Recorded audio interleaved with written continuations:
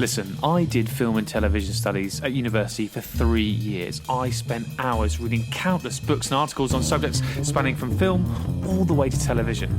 Not a single one put Colin Firth first. I achieved the hardest qualification across any university or college ever, a degree in history. And let me tell you, the only thing that I learned was that we, as a society, have a history of relegating Colin Firth to the second, third or fourth thing on the agenda. In fact, in the majority of books I've read, Colin Firth isn't even mentioned at all. I met Oscar at a Colin Firth themed rally I put on outside the Houses of Parliament. It felt as though Diggory and I were the only ones there, and we agreed that people didn't put Colin Firth first. So, we decided to put it right ourselves. We want to show people he's the main man. We want to show people he deserves to be the number one guy.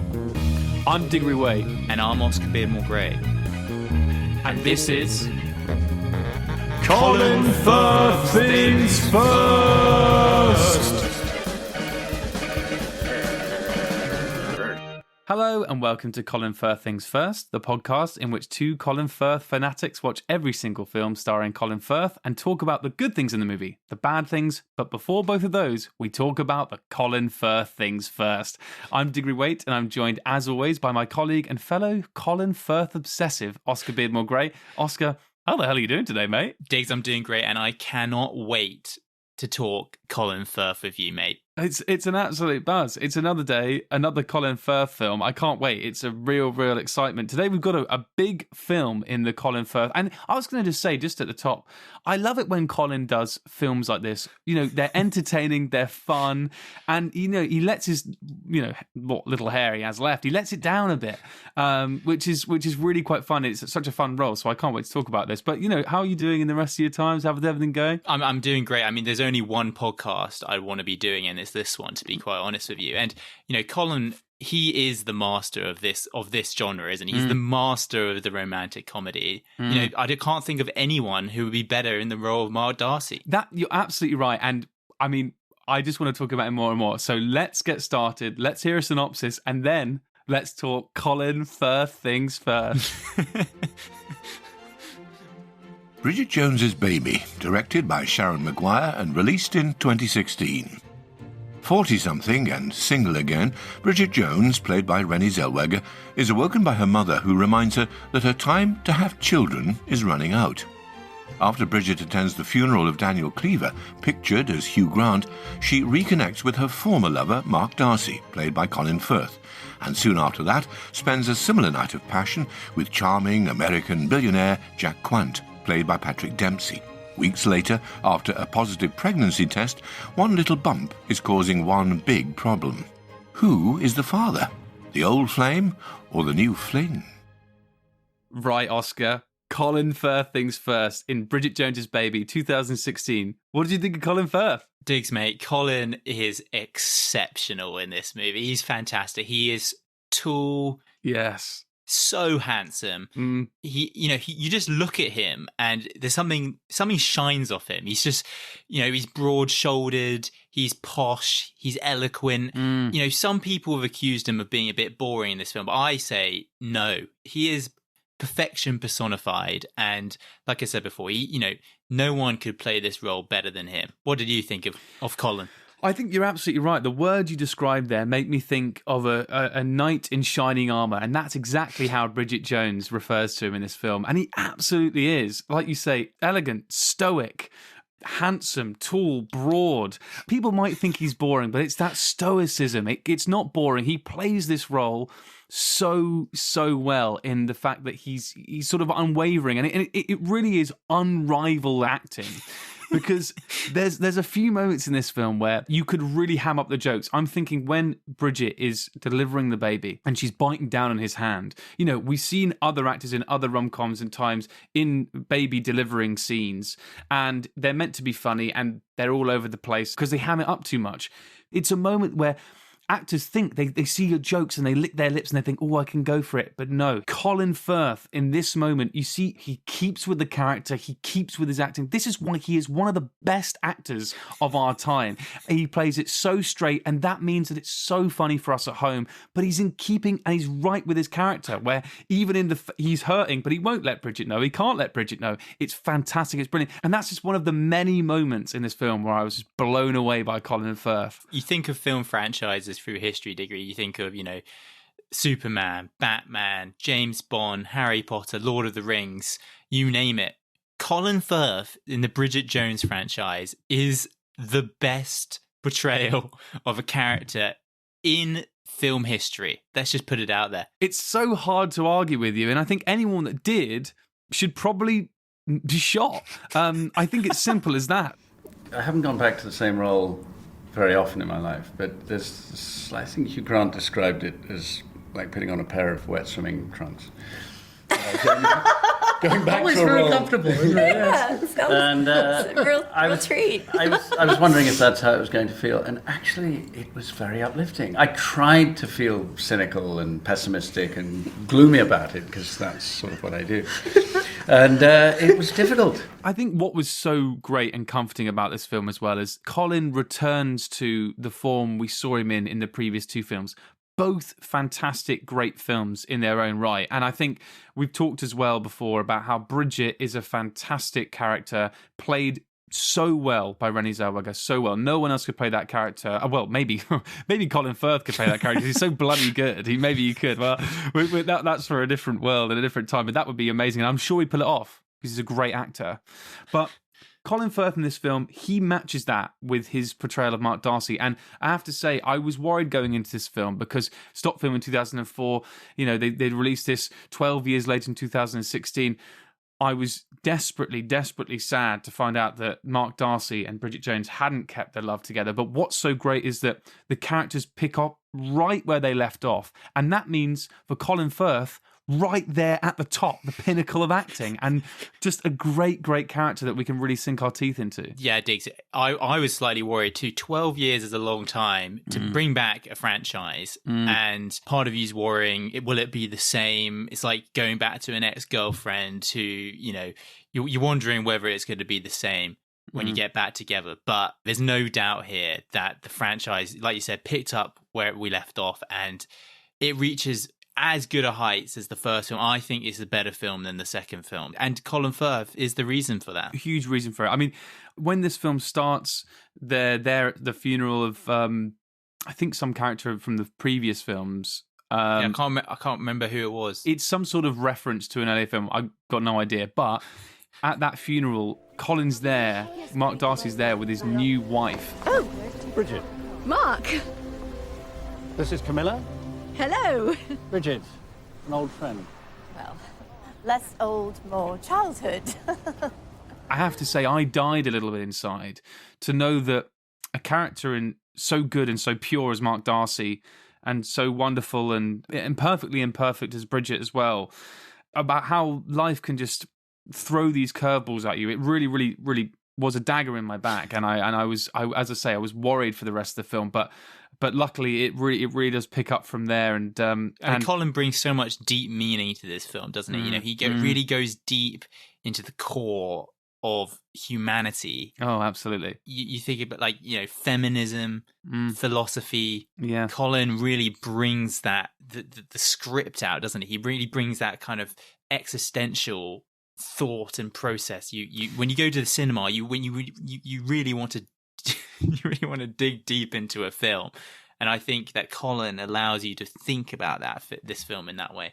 Scientists have pondered a lot about, there is this thing called gravity, and they don't, we all understand it, we accept it. It's the thing that makes us revolve around the sun. It's the reason why our 2 feet are firmly placed on the ground right now, even though I feel on top of the world talking about Colin.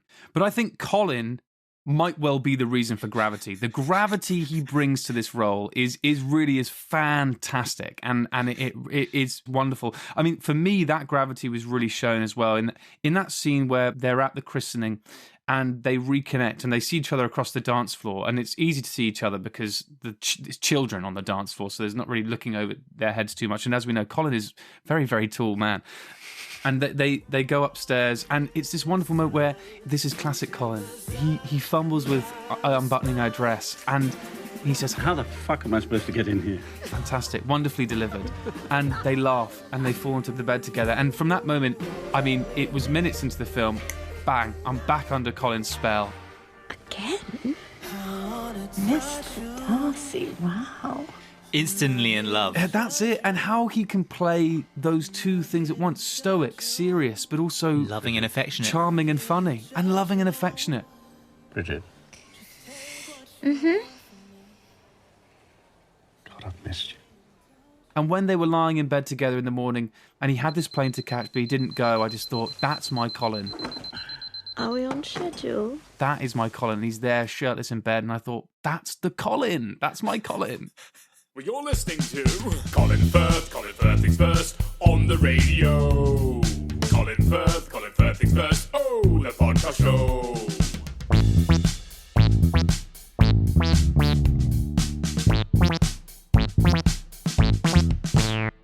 So Diggs, no Bridget Jones film would be complete without a villain character who's trying to take Bridget away from Mark Darcy. And in this film, we have a new character called Jack Quant, played by Patrick Dempsey. And he's replacing... There was another guy in the previous two films, but I mean, this guy is a lot better. I think he plays a lot better than that guy. What do you think? It was interesting to see Patrick Dempsey. I am not very familiar with his roles, and it's always difficult for any character, as we've spoken about before, any character, any actor who comes up against Colin Firth, and especially Mark Darcy, who holds a very special place in both of our hearts. It's very difficult for me to identify and like them. And I think the good thing is, for me, he's supposed to be the bad guy, but is he? That's the question, because I'd be interested to see what you thought of him, because he's, I think, the first proper threat that Mark Darcy has had to his love and affection of Bridget Jones, because this guy is actually a charming good guy. He's a very, very likable guy. He's handsome, not quite as handsome as Colin, but No. he's got sort of beaming blue eyes and a very sort of nice. He's a bit of a silver fox. That's what you probably describe him as. And he's quite charming, and he sort of rescues Bridget from a mud puddle and acts as if he's as Prince Charming to her Cinderella kind of thing. And I thought he did a pretty good job, to be honest. I think he sort of seamlessly transitioned into the Bridget Jones franchise, and he didn't try and steal the limelight from Colin too much. And I think knew his place as well, that he wasn't going to get Bridget. At the end of the day, the perfect match is Mark Darcy and Bridget Jones. And while he tried, at the end, he sort of steps aside and allows that relationship to blossom. I have to say, and it might be because I can't take my eyes off Colin Firth or really believe in anything other than, like you say, Bridget Jones and Colin Firth. That is the perfect love. But I have to say, he was supposed to be charming. He was supposed to be, but I never really bought it. And I think that's maybe my issue with this film, is actually that might be where, for me, if things fall down a bit. I'm not sure personally whether Patrick Dempsey fit into it too well. Because he was supposed to be charming and he was supposed to be the good guy and meaningful, but a few things made me not think so. One, he falls for Bridget head over heels so quickly, which is funny because he's worried about her being a nutter, when she invites him onto the show to work out whether he's the father or not and whether he can have kids. But actually, he's the nutter because he meets her once, falls madly and deeply in love with her, and then the second time they properly meet, he's turned up at her house uninvited and brings all these things for her to try to simulate their first few dates, including them having their first fight and sending her, dirty texts. That that could have been very romantic. It didn't work though, and I wonder whether that's part down to his acting. Also, what doesn't help him at all, and I think you'll definitely agree with this, is when he says to Mark Darcy, I don't want to fight with you. We should think about Bridget and the baby. For better or worse, fate has brought us together. It wasn't fate, it was condoms. What do you mean? Those ridiculous dolphin-friendly things from the bottom of Bridget's bag. I'm sorry, I have no idea what you're talking about. When Bridget and I got it on, I was not dressed for the occasion. That was a low blow. That is a low fucking blow. That is a low fucking blow. And I had to pause the film because looking at Colin at that moment, I really felt how, it's that gravity word again. I really felt how deeply, deeply sad he was. And the thing is, I know this is mad. But I think it wasn't just Mark Darcy that was sad at that moment. I think it was Colin. I really do. And the idea that he was so... I'm sorry, Oscar. I want to get you a tissue, mate. Yeah, I know. I wish I could be with you right now. Like, seeing you cry on camera is hard, man. Yeah, I know. But, I mean, what I had to remind myself... Oh, goodness. What I had to remind myself was... Sorry. No words, mate. Well, he's just such a good actor, Colin. He's just such a good actor. I had to remind myself, this is acting. It's not real life. And this horrible, awful thing hasn't happened to Colin. And this is what I'm saying. And, I'm not happy about Patrick Dempsey's character, but I think part of that really is just because I just... we love Colin so much, and it really just, that bit got to me quite a lot. But sorry, wow. Well, caught up. I mean, mate, the best of us are caught up in the emotion of Colin's acting. It's hard. This is a really hard moment for Colin Firth fans. It really is. Maybe we should just take a moment actually and just pause for a second. Just remember this moment. Mm. Do you feel better now? I feel a lot better. Thank you so much. Are you a business owner?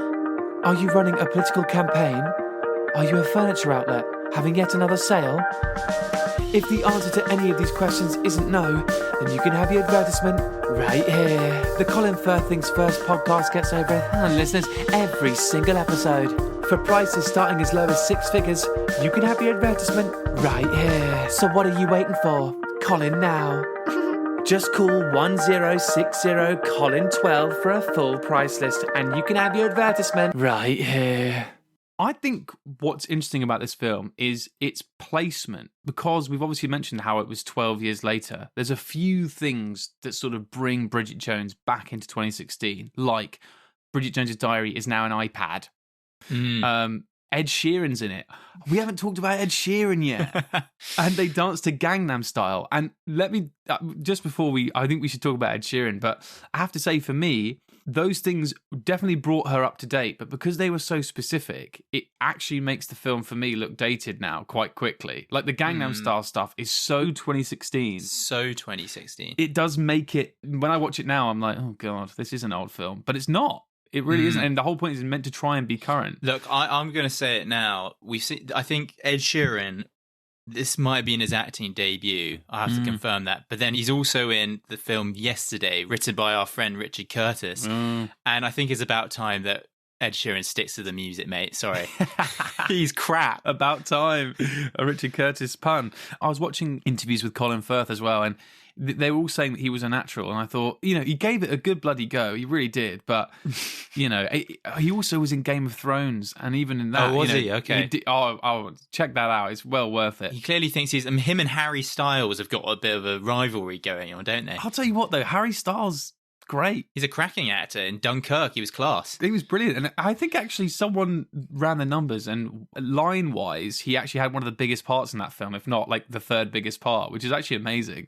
Yeah, I really want to see him do more films, actually. That was cool. I mean, to be honest, when singers try and cross over to acting, part of me likes seeing them fail a bit, because it's like, yeah, you're good at one thing, you don't have to be good at this thing as well. Stop trying to steal the limelight and piss off. This is incredible! We've got to get a photo. Excuse me? Do you mind if we ask you to take a photo of us? Yeah, sure. Thank you.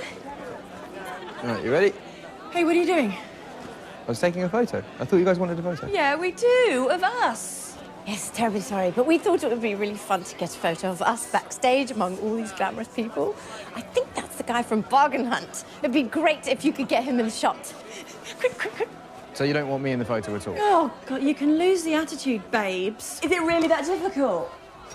God, are there any old riffraff backstage nowadays? This was the highest grossing comedy on its opening day ever in the UK. So it must have hit home with some fans. I mean, people at home were probably gagging for a bit of Bridget Jones after the 12-year gap. And I think that kind of shows how ingrained Bridget Jones is in British society. She's like a symbol of the 2000s almost. An absolute cultural symbol. And I think they're coming for Bridget Jones, but they're also coming for Mark Darcy. And that's why they came out in their absolute droves. I mean, I think the budget of the film was estimated 35 million. They grossed about 211. So a very, very tasty profit margin. I think people will often say, oh, you know, that's classic of these days. You know, there's hardly any new pieces of intellectual property or new films coming out with new ideas. But you know, that's not the case here. The case here is people love Colin Firth, and Bridget Jones is good too. And they want to see them return together on screen. And that's exactly what they did. And they did in their droves. And this film does a good job of in some areas, actually, even though I've just berated some of the stuff where they've tried to bring it into the teenies. Is that what we're called now? Or that was the 2016? They know what we're called, yeah. Exactly. Well, it's tried to drag it into the teenies with the iPad, the Gangnam Style, the Ed Sheeran, which in areas doesn't quite work. But the areas where it does work is people with the big beards and the hipster stuff. That was a bit weird. But I have to say, some of the side performances in this film were really, really great, including... Oh, my goodness. We haven't even mentioned Emma Thompson yet, but we'll get to her. Dame Emma Thompson. Dame Emma Thompson. Oh, I love watching Recurring name in this podcast. It's so lucky that we do this with Colin Firth because there's so many films in which they share the screen together. I know. So it's so great. But I just have to spare a word for the Bridget Jones's new hotshot boss, who is a woman who looks like she has a monobrow but doesn't. It's the most fascinating thing I've ever seen in my entire life. She's this mad woman. But she really does make the film fantastic. And it's that threat. It's great because Bridget Jones has the threat of youth coming up and coming through who she doesn't identify with. And she also has the threat of losing touch with her friends who are all coupled up and they're all getting babies. And she doesn't fit in either group. And the film deals with that really well. I thought actually her workplace was a really accurate and great portrayal of like where she was at life, and I think they did a really good job of that. And also a quick shout out to Sarah Soleimani, who played Miranda, her friend, who's very good in Bad Education. If you haven't seen that, she also was brilliant. And there was that scene, wasn't there, where they're interviewing the president of some country and she's feeding all the wrong information into her ears, and that was classic Bridget all over. That's Bridget Jones's comedy, and that's what you come for the Bridget Jones films for. Just those moments that are they're great little laughs, they're fun little moments, and there's plenty of those peppered throughout the film. And like you say, those side characters did really, really add so much flavour to that. I mean, I think this would be a good point to maybe nail down, Diggs, where you rank this film out of the three Bridget Joneses, because this is probably... We'll get into this, but maybe the last Bridget Jones film. So where do you put this? First, second, or third? You know, I really can't divorce myself from that first time I saw Bridget and Colin share the screen. So for me, it really is... I mean, let me tell you. So I think I have to say the first one would be top of my list. And I know what we've said about Colin in this film, but maybe my deep dislike of Patrick maybe means that I can't quite say that this one is my favorite, but it's very close to number two. I like number two a lot. So I think mine actually goes 1, 2, 3, but that could really be nostalgia. What about for yourself? I agree with you that I think number one has to stay top. And it's hard. I mean, I think a good parameter for this film is the fact that we're actually having this conversation. So many third films, especially later ones, you're like, well, why do they even bother making that? Yeah. I think this was a successful comeback, and I'm going to say I think that Patrick was better than the last bloke. So he's going to get, I think this film goes number 2 for me. Well, there you go. I mean, what does that say? And I think the main reason why we're having this conversation and why they're all so close is because what's the constant? Not Bridget Jones. Colin Firth. First things first. Nice. Taking he for granted. Taking he for granted. Taking he for granted.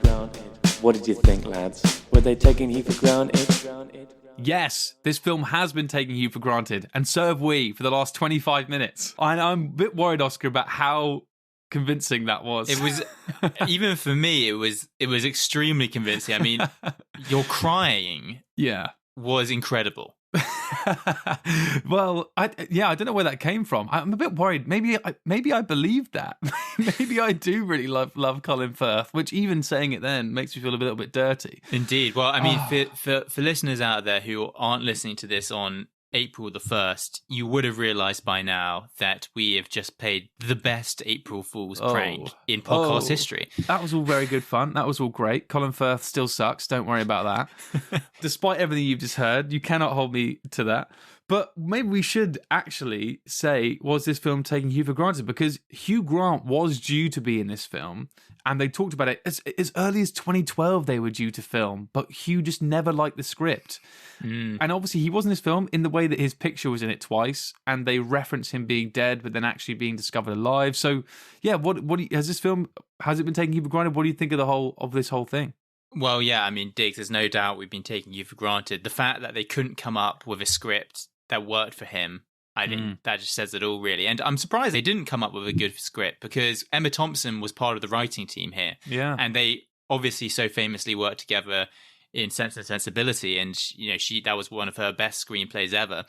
So it was a surprise, but I think that in hindsight, Hugh will be happy that he said no here, to be honest. But I'm still really glad that they got those little mentions in. There was some... Hugh Grant's footprint was all over this film, even with him not being in it. Like, there was that scene where all the Eastern European girls turn up. Oh, yeah, at the funeral, At the funeral, which was just such a classic Daniel Cleaver moment. And, the last little bit, we discover that he may still be alive. So is that just opening the door, perhaps, to number 4? We don't know. I mean, to be fair, if there wasn't number 4, I think he actually could come back for this. Because as we discussed in that horrible 25 minutes that you guys just heard, I think what I could decipher online is, the reason why Hugh wasn't a fan of this is because Hugh's character sort of the core of his character had to die away a little bit for this. Because Hugh had to sort of be fighting for the baby, basically, and be a good guy who actually cared about the baby. Now, Patrick Dempsey's character can care about the baby because he's a random new guy, whereas it would be completely untrue to Daniel Cleaver that we know and love. There would have to be something sordid in it for him. And I don't think that was ever quite realised, even with Emma Thompson. I wonder as well, because he referenced the fact that he mentioned some people they should work with for the script. I wonder if he put Emma forward for it. So who knows? But either way, it couldn't get him in. And I think you're right. I think for me, it works that he didn't do this one. I think the film still, for that reason, if they were going to do it around a baby, then it works that he wasn't in it. Daniel Cleaver wasn't in it. But if they do one in the future, he could come back and it would almost be more fun because he's sort of taken his little hiatus, but he's still there and he's still a threat. They might all be a bit geriatric, though. That's the only problem. I mean, I don't want to talk about this too much because it was apparently, I can't really remember the release of this film, but it was overshadowed a bit just because everyone was cross about the fact that Bridget Jones had lost a lot of weight and she wasn't like kind of, her overweight self, and that there was some speculation that Renée Zellweger had some stuff done to her face and she didn't look like the old Bridget. I didn't think that. I thought she looked great. But if you made another film, say in 5 years' time, even Hugh Grant and even our man Colin might look a little bit past it by then. Well, I mean, Colin will. That's for sure. That is absolutely for sure. But yeah, I saw this controversy about, her weight and stuff. And I mean, I think some people liked it because maybe they felt that they could identify with it more. And that's being kind. I mean, maybe a lot of people didn't, it's different for that. But I think the way that they justified that was they said, well, she's reached her ideal weight, but she still has all these issues and problems. And that's the point that they're trying to get across. And I think, if that's the way they spin it, I think that's a good message, ultimately. Even if you are stick thin, you're not going to be happy. I think you nailed it, Diggs. Well, Oscar, what fun. What fun that was. That was a lot of fun. I'm not going to lie. I had a lot of fun recording that. And, maybe that has just made my brain spin a bit about the potential for another spin-off podcast. But we couldn't do it, could we? We couldn't follow it up. I don't know. I mean, having said that, how convincing it was and how much fun it was, I'll just say never. In the same way that Hugh might well one day return for a Bridget Jones film, never say never. You know, we might run out of Hugh Grant films and be so gagging for some bumbling Brit action, we'd even stoop as low as to do an actual series of Colin Firth Things First. Who knows? I'd be stooping extremely low. So low. I mean, maybe that's the point. Maybe that's the podcast, is we just come on and just rag on him for half an hour and we go, right, here's the film. Colin Firth Things First. Wasn't he shit? Yes. Brilliant. Let's move on. That could be fun. We'll see. Who knows? We'll see, Who indeed. knows? What a future we have planned. Thank you so much for listening. Follow us on all the socials. Just look up Taking Hugh for Granted. You'll find us. Send us a message. We've had so much lovely feedback and stuff lately. You guys are getting involved on Instagram, messaging us, commenting, things like that. We're just having such good fun. So yeah, we appreciate it all. Absolutely. And let us know what you thought of this, whether it worked or not, and whether you don't trust us anymore. Or are you convinced? Did we fool you? Colin fool things first. Who knows? Well, happy April Fools, everyone. Happy April. And we'll see you next time. We'll see you very soon. Back with Hugh. Yes, back with Hugh. Bye. Goodbye.